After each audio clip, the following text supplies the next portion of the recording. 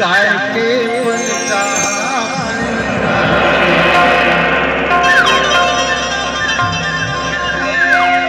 कैसे लगी थी? अच्छा लगी थी। हाँ हाँ हाँ बढ़िया लगे। और सुनाओ। अरे पान खावा तो जलसा खाएगा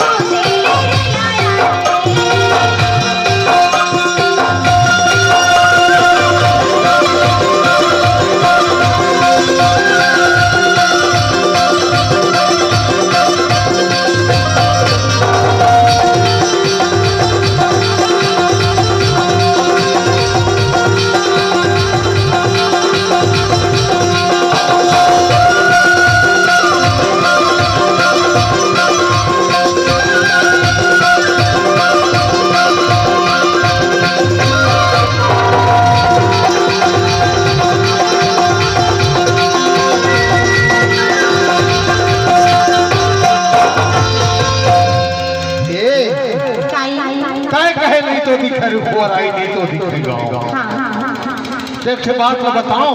क्या बात है? अरे बहुत पहली के बात और अभी के बात। सियान मन कहाँ है?